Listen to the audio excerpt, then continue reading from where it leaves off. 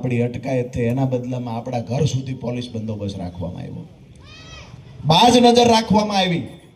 રાજુ કરપડા ઘરની બહાર નીકળીને ક્યાં જાય છે?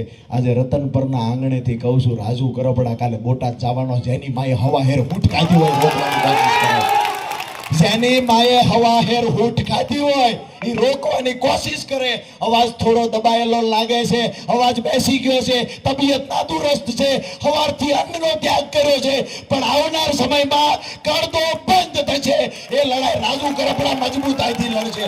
કોઈ એવું સમજતું હોય, કોઈ માયનો લાલ એવું સમજતા હોય કે પોલીસને આગળ કરીશું, અરે ભાજપના બે ફંતરિયા એવું સમજતા હોય કે પોલીસને આગળ કરશું, રાજુ કરપડાનો અવાજ દબાવશું, ગોપાલ ઇટાલિયાનો અવાજ દબાવશું, અરે એને કહીએ છીએ ટોટીએ દૂધ પીને મોટા નથી થયા, અમે ખેડૂતના દીકરા છીએ, અમે ખેડૂતના દીકરા છીએ। કેવી રીતે લડાઈ અમને પણ આવડે છે। બોટાદ માર્કેટિંગ યાર્ડમાં 2 દિવસ 3 દિવસ 4 દિવસ પોલીસ બંદોબસ્ત રાખશો, કેટલા દિવસ પોલીસ બંદોબસ્ત રાખવાના છો? અહીંયાથી કાલે નીકળો તો બોટાદની અંદર પ્રવેશ થતાની સાથે પોલીસ ઊભી રાખશો, કેટલા દિવસ તમે લોકો પોલીસ ઊભી રાખવાના છો?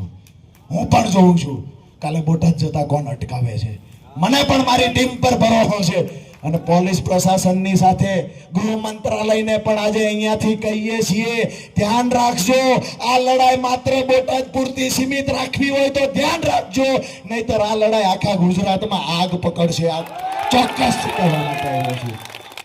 આખા ગુજરાતમાં કડદા કંપનીઓએ રાજ કર્યું છે, વેપારીઓના ખિસ્સા કાપવાનું કામ વર્ષોથી થઈ રહ્યું છે। ગમે ત્યારે વેપારી મન ફાવે એ રીતે ખેડૂતોના તોડ કરે, મન ફાવે એ રીતે બજાર ભાવ કાંઈ પણ ચાલતો હોય, અહીંયા ખેડૂતોને જાણી જોઈને નીચા ભાવે એક યુનિટી વેપારીઓ બનાવી લે અને નીચા ભાવે ખેડૂતની જણસ ખરીદવાની કાયમી ધોરણે કોશિશો થઈ છે દોસ્તો। એની સામે